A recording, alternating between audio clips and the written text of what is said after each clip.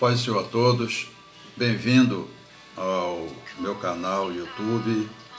Eu quero meditar com os irmãos uma mensagem conhecida, mas eu quero nesse momento usar uma metáfora ou uma alegoria, que são figuras de linguagem da nossa língua portuguesa, para a gente entender o projeto de Deus, o plano de Deus para o Evangelho que hoje nós vivemos.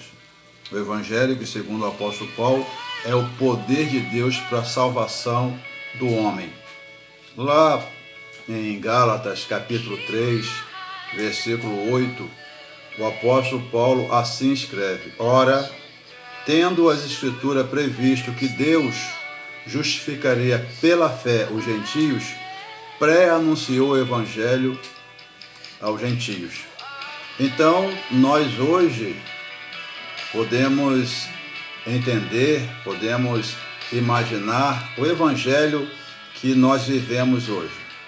O Evangelho que nos levou à presença do Senhor Jesus. A mensagem de boas novas. O texto diz que esse Evangelho que nós vivemos hoje foi pré-anunciado a Abraão muito tempo antes do próprio Jesus, que veio trazer uma mensagem de boas novas para nós. E numa figura, então, alegórica, eu quero ler com os irmãos no livro de Gênesis, no capítulo 24, onde assim nos diz o texto. Primeiro versículo: Era Abraão já idoso, bem avançado em anos, e o Senhor em tudo o havia abençoado. Disse Abraão ao seu mais antigo servo da casa, que governava tudo o que possuía: Põe a mão por baixo da minha coxa, para que eu te faça jurar pelo Senhor, Deus do céu e da terra, que não tomarás esposa para meu filho das filhas dos cananeus, entre os quais habito.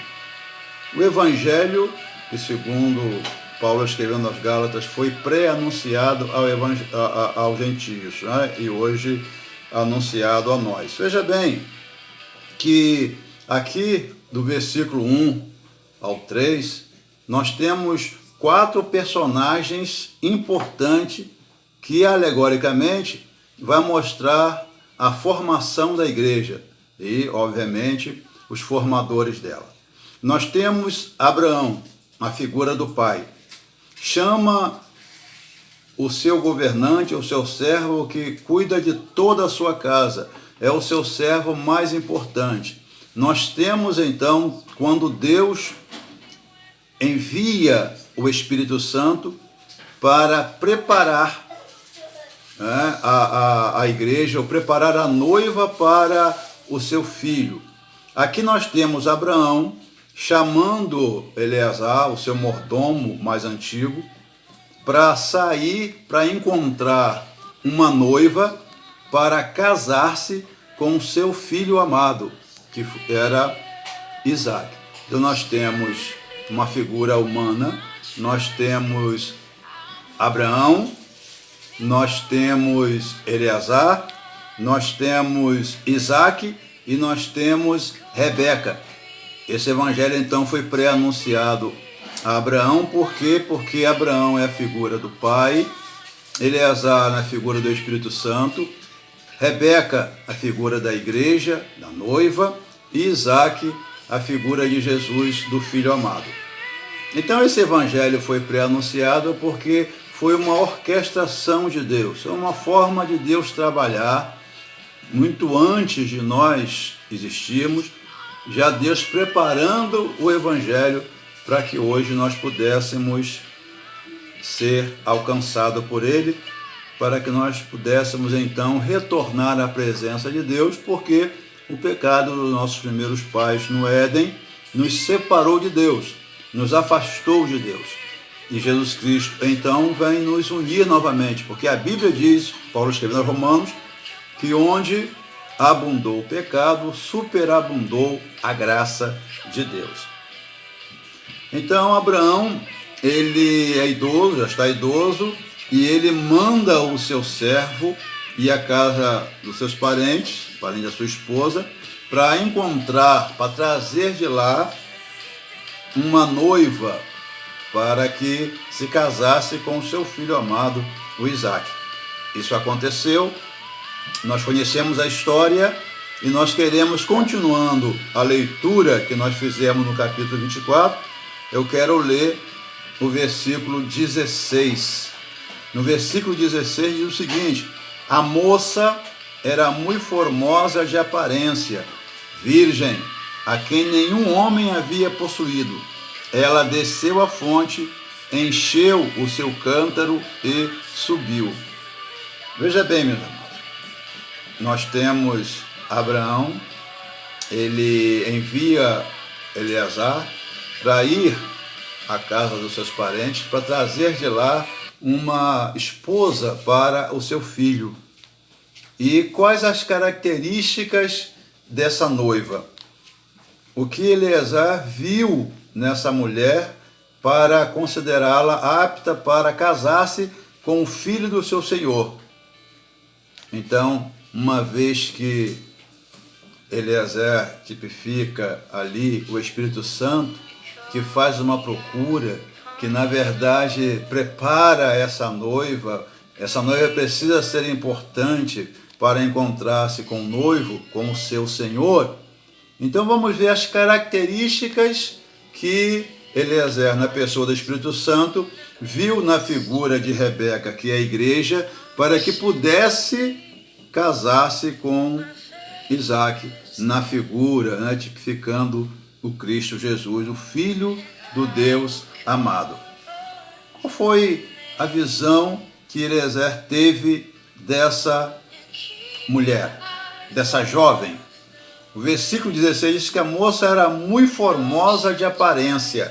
Ora, hoje a gente vive nos dias aí frenéticos, dias de agitação, onde se procura embelezar-se, colocar o seu corpo, sua aparência, bela nas grandes passarelas, nos grandes desfiles. Mas a visão de Deus para a igreja, para a sua noiva, é totalmente diferente nesse aspecto, porque Deus olha para nós e nos considera a menina dos seus olhos. A noiva de Jesus, a igreja de Jesus, é a menina dos olhos de Deus. Então a visão que Eleazar, tipificando o Espírito Santo, tem, e Rebeca, tipificando a igreja, é que era muito formosa de aparência. Então é isso que Deus quer, é ver uma bela aparência onde as pessoas possam olhar para nós e dizer que nós somos servos de Deus, que nós somos diferentes. E é isso que Deus nos vê, é assim que Deus nos vê, que é diferente da visão do homem. Então, na visão de Deus, a sua igreja, a noiva que vai se encontrar com seu filho amado, com Jesus, é uma igreja com boa aparência, é uma igreja formosa. Então, meu amado e amada, não importa o que as pessoas falem de você, digam de você, você é a menina dos olhos de Deus. E é isso que deve importar para você, é isso que deve importar na sua vida. Em segundo lugar, a Bíblia diz que era virgem. Virgem. Essa é a igreja que Deus deseja preparar para apresentar ao seu Filho amado. Uma igreja que não se contamina com o mundo. Uma igreja que não vive nos seus prazeres carnais, mas que tem a preocupação, o zelo e luta por manter-se pura, mesmo no mundo corrompido, para encontrar-se com o noivo, que é Jesus, para que possa-se assim viver as bodas do Cordeiro. Então o noivo tem a festa, está preparada as bodas e aguarda a igreja, aguarda a noiva. Então, o que o Espírito Santo tem procurado é uma igreja virgem, uma igreja que não tem prazer nos prazeres que esse mundo proporciona. Em terceiro lugar, é uma igreja que desce. O texto diz que essa jovem virgem, ela desceu a fonte. Descer a fonte. Nós precisamos aprender a descer. O Senhor Jesus vai nos ensinar isso. O Evangelho vai nos ensinar isso. Quem quer ser exaltado, humilhe-se a si mesmo. Nós não podemos, não devemos nos vangloriar, entendendo que a nossa posição vai nos fazer, vai nos tornar maior, melhor do que ninguém. A igreja que o Espírito Santo tem preparado para encontrar-se com o noivo, com o Senhor Jesus, é uma igreja que aprende a descer. Jesus era Senhor, sempre foi. No entanto, ele chamou os seus discípulos como servo, lavou os pés dos seus discípulos, dizendo: se eu sou mestre e estou fazendo isso, vocês devam fazer também uns com os outros. Então, a igreja que o Espírito Santo tem preparado para encontrar-se com o noivo é uma igreja que aprende a descer. Seja humilde, seja manso, e você será exaltado pelo Senhor. Em quarto lugar, a Bíblia diz que ela desceu, ela encheu o seu cântaro e subiu. Então ela encheu o seu cântaro. A igreja que Jesus Cristo quer encontrar é uma igreja de cântaro cheio. A pessoa que traz, entretanto, o seu cântaro cheio, significa que é uma pessoa escolhida. É uma pessoa que foi tirada para que tenha uma tarefa. E então, Rebeca tipifica a igreja do Senhor, a igreja que estava sendo preparada e foi pré-anunciada a Abraão, quando ele envia Eliezer vai encontrar essa jovem, vai dar de casamento ao seu filho Isaque. Então, é uma mulher eleita, é uma mulher escolhida. A igreja do Senhor Jesus é uma igreja eleita, escolhida, que tem o seu cântaro cheio. Quando todos passam fome e passam sede, a igreja de Jesus, ela desce sim, mas ela sobe com o cântaro cheio. E o texto então diz, em quinto lugar, que ela desce a fonte, sobe, na verdade, com esse cântaro cheio. Ela sobe.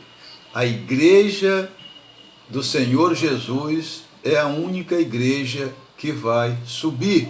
O texto diz isso. Ela desceu a fonte, ela encheu o seu cântaro, sobe, e sobe. Então, meu amado, minha amada, nós vivemos nesse mundo, mas não somos desse mundo.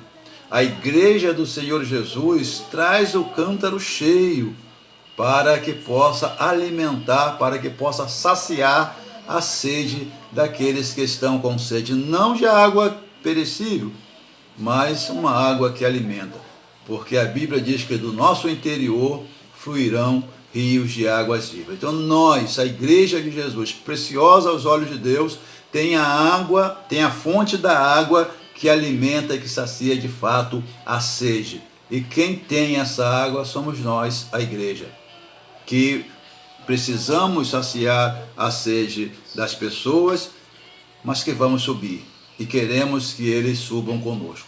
Então você, meu amado, você, minha amada, você é precioso, você é preciosa aos olhos do Senhor, porque o Espírito Santo que nos tem preparado, nos tem encontrado para que nós possamos ter um encontro com o noivo.